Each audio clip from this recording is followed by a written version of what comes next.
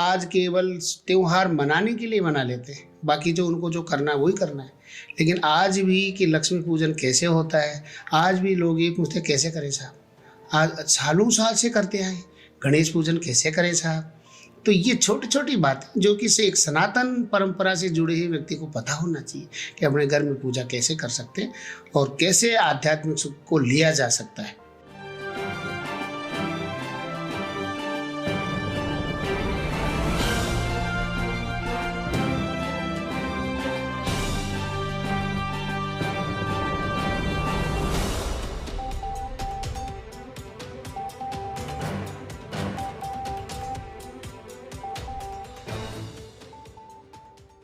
नमस्कार दोस्तों, दिल की बात आपसे सब तक नया एपिसोड, नई शख्सियत, फिर से नई जानकारी।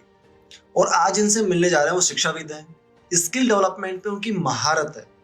बेसिकली महिला सशक्तिकरण पे कई वर्षों से कार्य कर रहे हैं और उनका अनुभव मैं कहूँ तो 30 साल से ज्यादा का अनुभव रहा। उन्होंने अपने जीवन में बहुत अच्छे मुकाम हासिल किए और सबसे बड़ी बात, सनातन की सेवा में लगे हुए हैं। हनुमान जी उनके ईष्ट हैं। ग्रामीण क्षेत्र हो या शहरी क्षेत्र, हर जगह उन्होंने अपनी पहचान बनाई। मैं सबसे पहले स्वागत करना चाहूँगा ज्ञान प्रकाश शर्मा जी का, जो कि महिला अधिकारिता एवं एजुकेट गर्ल्स डिपार्टमेंट में डिस्ट्रिक्ट इंचार्ज हैं। और राइट नाउ अगर मैं थोड़ा सा डिटेल उनका शेयर करना चाहूँ तो शिक्षा में उनको 31 वर्षों का अनुभव है, जो कि स्किल डेवलपमेंट में कार्य कर रहे हैं, सोशल एम्पावरमेंट में कार्य कर रहे हैं और लगभग 15,000 से ज़्यादा शिक्षकों को ट्रेनिंग दे चुके हैं। और मैं चाहूँगा कि वो अपने बारे में आपको खुद बताएं और अपनी डिटेल्स शेयर करें, बिकॉज आज का जो सेशन है बहुत अच्छा होने वाला है। बिकॉज एक शिक्षक जब अपनी बातें शेयर करता है तो बहुत ज्ञान प्राप्त होता है। सर, सबसे पहले स्वागत है आपका हमारे इस कार्यक्रम में। और बेसिकली मैं खुद एक 8 साल टीचर रहा इकोनॉमिक्स एंड ज्योग्राफी का, तो और हनुमान जी बिल्कुल मेरे भी ईस्ट हैं। तो मुझे पर्सनली आपसे मिलके बहुत अच्छा लग रहा है। कहते हैं कि जब आप एक पॉजिटिव वाइब वाले इंसान से मिलते हैं तो आपकी वाइट ब्लड सेल्स तुरंत बढ़ जाते हैं, जो कि एक अच्छी हेल्थ के लिए बहुत ज़रूरी होता है। मैं सर सबसे पहले तो ये जानना चाहूँगा कि शिक्षा के क्षेत्र में जो आपने इतना कार्य किया, तो सबसे पहले आपको मोटिवेट किसने किया इस क्षेत्र में कार्य करने के लिए? जी नमस्कार। देखो, वैसे तो सभी व्यक्ति अपना अपना प्रयास करते हैं और इंसान की ये हमेशा से फितरत रही है कि वो एक अच्छी जगह प्राप्त करना चाहता है, इज्जत प्राप्त करना चाहता है, साथ में अपने परिवार को चलाना और जो उसकी जो जिम्मेदारियां उसको पूरी करने में लगा रहता है। मेरा भी कुछ ऐसा ही था। तो एमए करी, बीएड करी और एमए एजुकेशन से भी करा। ये तो मैंने काम करते हुए किया, एजुकेशन में तो काम। और काम करते करते मुझे जो खासकर एजुकेशन में जो अनुभव मिला वो पिछले 31 साल में एजुकेशन का जो काफ़ी बदल गया है, परिदृश्य ही बदल गया है, शब्दावली बदल गई है। ये देखें तो जो स्थितियां हमारे बचपन में पढ़ाई की जो हुआ करती थी, आज उनमें और आज की स्थिति में काफ़ी परिवर्तन। ये बात तो बिल्कुल सही कह रहे हो सर आप। मतलब पहले के एजुकेशन सिस्टम में या पढ़ाई लिखाई में और आज की पढ़ाई लिखाई में जमीन आसमान का फर्क आ गया है जी। तो उसी में मैं ये कहना चाहूँगा कि जो एजुकेशन में जो काम करने वाले व्यक्ति हैं उनको आँख खोल के काम करना पड़ेगा। क्या हो रहा है कि जो ढर्रा वही खड़ा हो जाना, पढ़ा देना, ये आज की उसमें नहीं चले।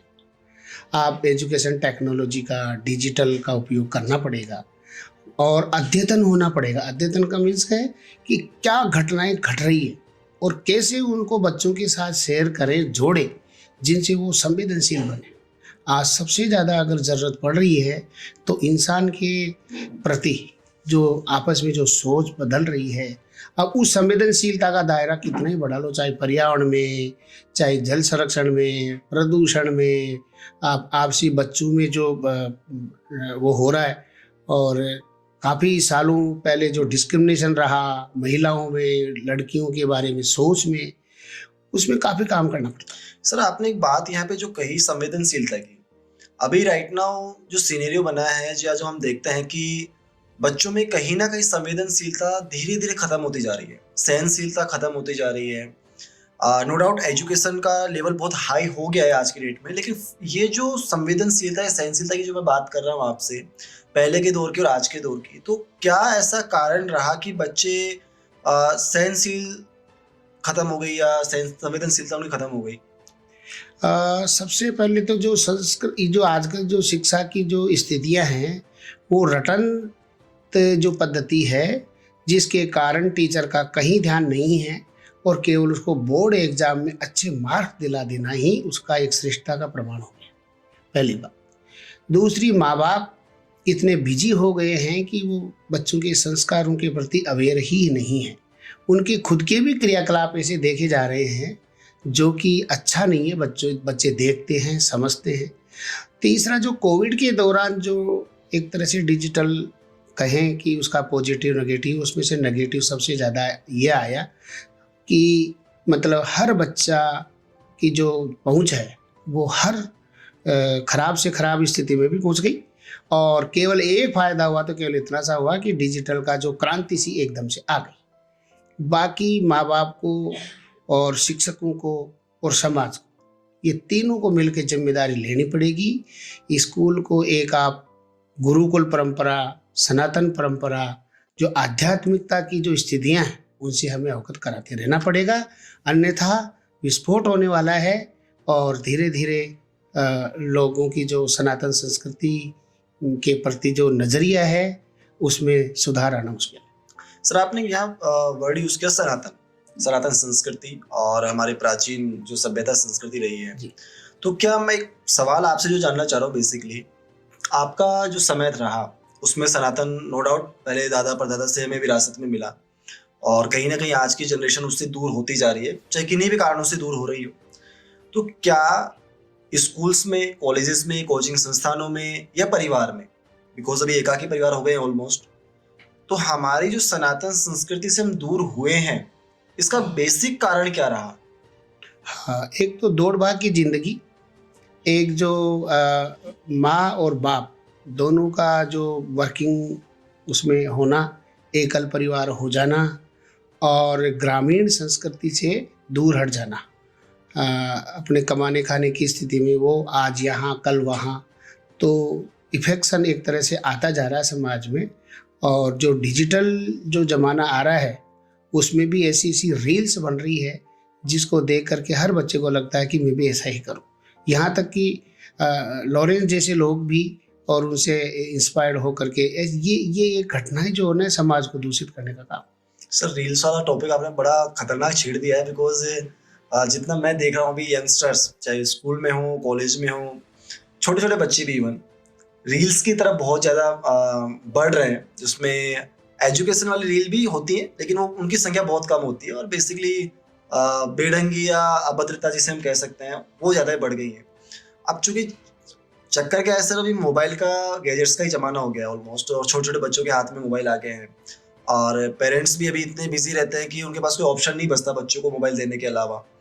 तो हम क्या तरीका अपनाएं कि बच्चों को मोबाइल तो दिया जाएगा, बिकॉज एजुकेशन अभी ऑलमोस्ट गैजेट्स पे आ चुकी है तो उसको तो हम डिनाई नहीं कर सकते। तो हम क्या ऐसा तरीका अपनाएं कि मोबाइल उनके हाथ में रहे लेकिन वो अपने संस्कारों के प्रति अवेयर हो जाएं, अपने शिक्षा के प्रति जागरूक रहे और अपने करियर के प्रति स्पेशली जागरूक रहे और माता पिता भी थोड़े निश्चिंत हो सके।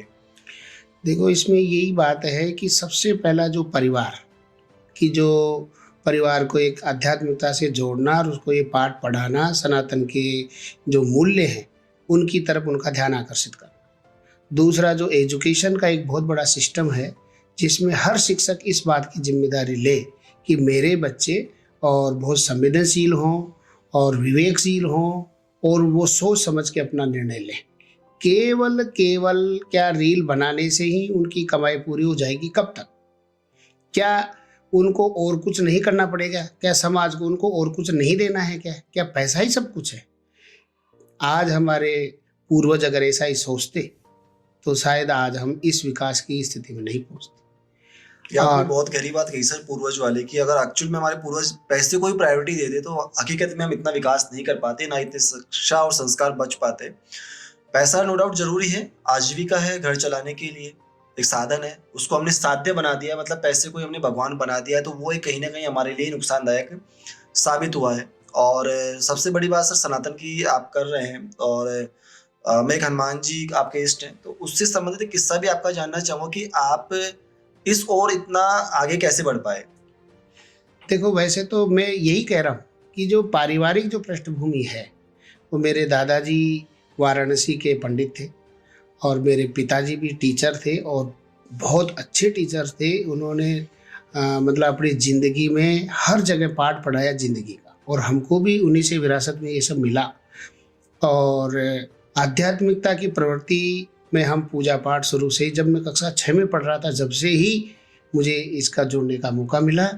और धीरे धीरे प्रयास ऐसे हुए, बड़े बड़े विद्वानों से, शिक्षाविदों से, सनातन धर्म गुरुओं से, यहाँ तक कि यज्ञाचार्यों से, इन सब से मेरा जुड़ाव रहा।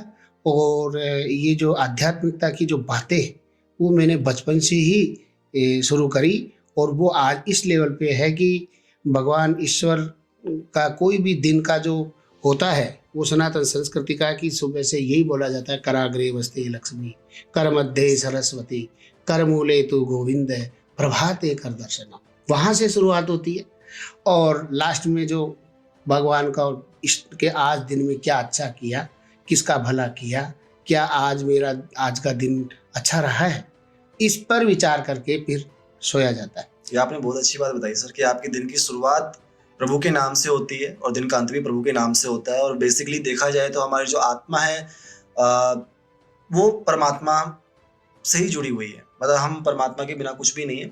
हमारे अंदर भी परमात्मा है, बाहर भी परमात्मा है, और हम तो सिर्फ एक अभिनय के लिए इस धरती पर विराजमान है। जी। सर आपने एक शब्द यहाँ यूज किया, यज्ञाचार्य। यज्ञ वेदी संस्कार हमारे पुरातन समय से हमारे साथ रहे हैं, लेकिन अभी का जो जनरेशन हम देखते हैं वो यज्ञ वेदी या संस्कारों को नेगेटिव नज़रों से देखती है। उन्हें लगता है कि ये सब तो ढोंग और पाखंड रह गया है। तो जो नई जनरेशन है उनको क्या संदेश देना चाहेंगे स्पेशली आप? देखो, ऐसे तो जो सनातन परंपरा यूं ही नहीं चली है, इसके पीछे हर जगह वैज्ञानिक सोच है। चाहे पुष्पक विमान हो, चाहे दीपावली का जो शुभारंभ है, चाहे हर त्योहार, हर जो सनातन जो परंपरा डली हुई है, उसके पीछे कुछ न कुछ या तो मौसम का या पर्यावरण का, सबके प्रति संवेदनशीलता उसमें जुड़ी हुई है। पहली बात, अगर ये सब अपन सोच के चले, करते रहें, उसमें जुड़ाव रखें, आज केवल त्योहार मनाने के लिए मना लेते हैं, बाकी जो उनको जो करना है वही करना है। लेकिन आज भी कि लक्ष्मी पूजन कैसे होता है, आज भी लोग ये पूछते कैसे करें साहब, आज सालों साल से करते आए, गणेश पूजन कैसे करें साहब। तो ये छोटी छोटी बात जो कि से एक सनातन परंपरा से जुड़े हुए व्यक्ति को पता होना चाहिए कि अपने घर में पूजा कैसे कर सकते हैं और कैसे आध्यात्मिक सुख को लिया जा सकता है। और हमारे परिवार में ये मिला। साथ ही एक नई दिल्ली में नई शिक्षण संस्थान था जो बहुत अच्छा काम करता था, विश्व भारती गीतारामन संस्थान जी। तो वो यही काम बच्चों के साथ करता था। जैसे काफ़ी सालों पहले ये जो श्री रामाचार्य जी का जो संस्थान काम करता है, वो क्या संस्कृति ज्ञान परीक्षा, वैसे ही वो स्कूलों में और ये काम करते थे। मैंने कम से कम 4 कोविड की परीक्षा तक मेरे पास करी। क्या बात। और उसमें फर्स्ट सेकंड दिल्ली लेवल पे और फिर ब्लॉक लेवल तक के पुरस्कार बांटे जाते थे, और पिछले काफ़ी सालों में उससे जुड़ा रहा। तो ये एक जुड़ने का मौका मिला है। रामचरितमानस का हर खंड, हर प्रखंड मैंने मेरी ज़िंदगी में, शायद लगता है कि ज़्यादा तो मैं नहीं कहना चाहिए अपने बारे में, लेकिन हाँ, रामचरितमानस की कोई चौपाई ऐसी नहीं है जिसको मैं पूरी नहीं कर सकता। क्या बात है। पूरी रामचरितमानस की चौपाई है, पूरा उसी से दिना शुरू होती। जब मैं निकलता हूँ घर से तो मैं बोल के निकलता हूँ, क्या सुमेरी गजानन कीन पयाना, मंगल मूल सगुल भय नाना, और चलत विमान कोलाहल होई, जय रघुवीर कहत सबको। आज तक मेरी जिंदगी का बस का, ट्रेन का, हवाई जहाज का, मेरी स्कूटी का आज तक कोई एक कहीं अंगुली टच नहीं हुई। और इतने सालों से, 40 सालों से, 45 सालों से मैं वाहन चला रहा हूँ और आता जाता हूँ। कभी कोई घटना ऐसी नहीं घटी। मेरे सामने कोई एक्सीडेंट भी मैं नहीं देखा आज तक। बहुत बड़ी बात है सर, बिकॉज आज के दौर में आए दिन हम एक्सीडेंट देखते हैं, सुनते हैं। भले ही छोटा मोटा एक्सीडेंट होता है, बड़े लेवल पे तो होते हैं, वो तो विनाशकारी होते ही होते हैं। लेकिन ये प्रभु का आशीर्वाद है आपके ऊपर कि आप इन सभी विपदाओं से बचे हुए हैं और अच्छी चीजें आप कर रहे हैं। बड़े बुजुर्गों का आशीर्वाद हमेशा आपके साथ रहा, प्रभु श्री राम का, बजरंगबली का कृपा आप पर है। दूसरा सर, एक जस्ट बिकॉज आप महिला सशक्तिकरण के लिए भी कार्य कर रहे हैं, तो एक सवाल मेरा आपसे इसके लिए भी रहेगा कि अभी वर्तमान में जो दौर चल रहा है गर्ल्स को लेकर या महिलाओं को लेकर, कुछ अच्छी चीजें भी हैं, बुरी भी हैं, बिकॉज समाज में अच्छा बुरा दोनों साथ चलता है। अभी राइट नाउ बहुत सारे केसेस हमारे देखते वैसे हुए हैं कि लोग इसका गलत फायदा उठाते हैं। ठीक है, मतलब जो बहन बेटियां अच्छी हैं, जिनको माता पिता संस्कार मिले हैं, वो नो डाउट अच्छा ही कार्य कर रही हैं, बट अच्छे के आड़ में बहुत सारी गलत चीजें होती जा रही है जो कहीं ना कहीं हमारे समाज को पीछे लेकर जा रही है और अच्छे लोग उनसे डरने लगे हैं और उसकी वजह से जिनका सम्मान किया जाना चाहिए उनको भी लोग उस नजरे से नहीं देख पाते हैं। तो ऐसी बच्चियों के लिए स्पेशली आप क्या मतलब राय देना चाहेंगे, क्या कहना चाहेंगे आप?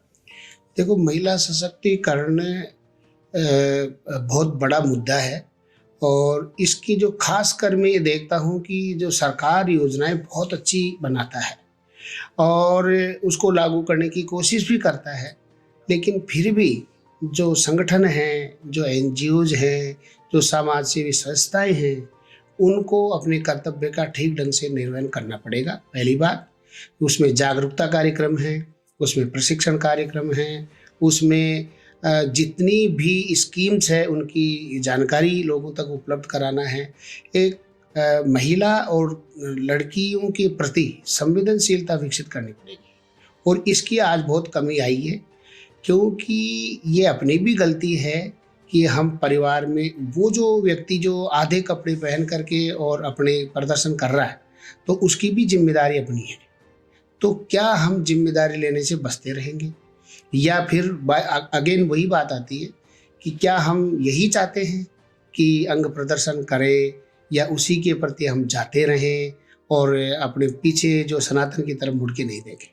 तो ये चलता रहेगा जब तक कि जो जितने भी हमारे समाज के जो अग्रज हैं, खासकर शिक्षक समुदाय है और जो सरकार की जो अच्छी पदों पर जो लोग बैठे हुए, उनको ये जिम्मेदारी लेनी चाहिए कि जिस प्रकार से कई बार पुलिस की जिम्मेदारी तय होती है, वैसे ही इस पर काम करने वाले लोगों की भी जिम्मेदारी होनी चाहिए कि ये कैसे हुआ, क्यों हुआ, इसके पीछे क्या कारण है।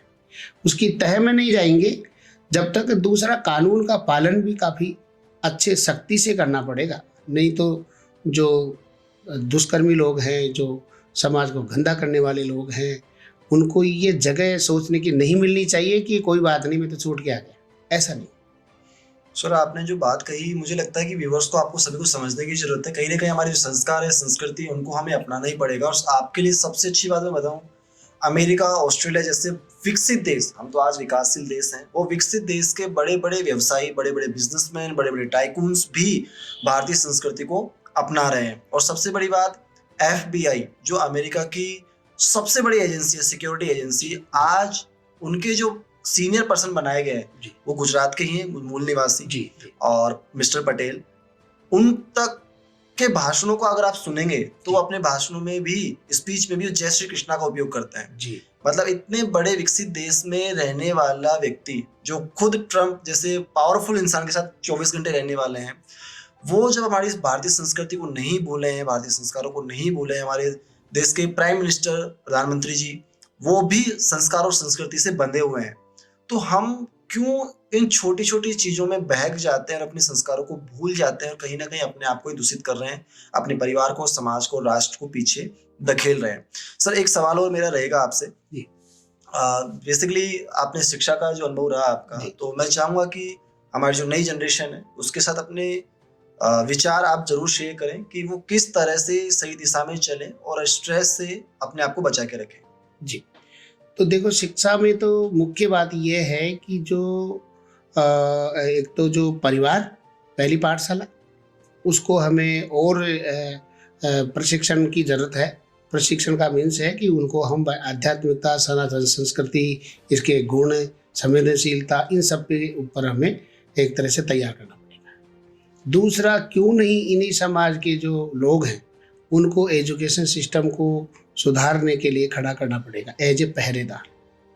और तीसरी जो परिवार का जो बच्चा है उसको हम क्रम से, जिस प्रकार से हम एजुकेशन की इसमें सब प्रकार की गणित, हिंदी, अंग्रेजी की शिक्षा दे रहे हैं, वैसे ही हमें हमारी संस्कृति जो आध्यात्मिकता की शिक्षा है उसको भी हमें शुरू से ही लेना पड़ेगा।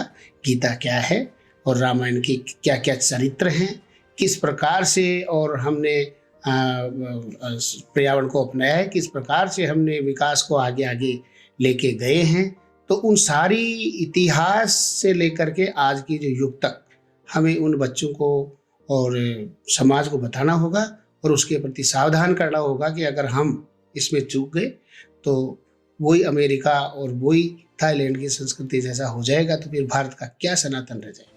बिल्कुल, बहुत गहरी बात बताई सर आपने, और मुझे लगता है कि आप सभी के जीवन में बहुत कुछ परिवर्तन आने वाला है और इन चीज़ों को आपको कहीं ना कहीं अपनाना ही पड़ेगा अगर जीवन को बहुत अच्छा बनाना है। और नो डाउट, जैसे सर ने कहा कि पैसों की अंधी दौड़ से हम बाहर निकले, मानवता को, हमारी संस्कृति संस्कार को अपनाएं और अपने जीवन को एक स्वस्थ जीवन बनाएं, हंसता खेलता जीवन बनाएं, ना कि स्ट्रेस से भरा हुआ जीवन हम जिए। चाहे लाइफ स्टाइल आप कोई सी भी जिए, आधुनिक या पारंपरिक, लेकिन हमारी जो संस्कृति की जड़ें हैं उनको आप पकड़ के जरूर रखें। सर, आपने इतना कीमती समय दिया और इतनी इतनी अच्छी बातें हमारे व्यूअर्स के लिए बताई, उसके लिए बहुत बहुत धन्यवाद आपका। फिर मिलेंगे नए एपिसोड में नई शख्सियत के साथ, नई जानकारियों के साथ। दिल की बात आपसे सब तक।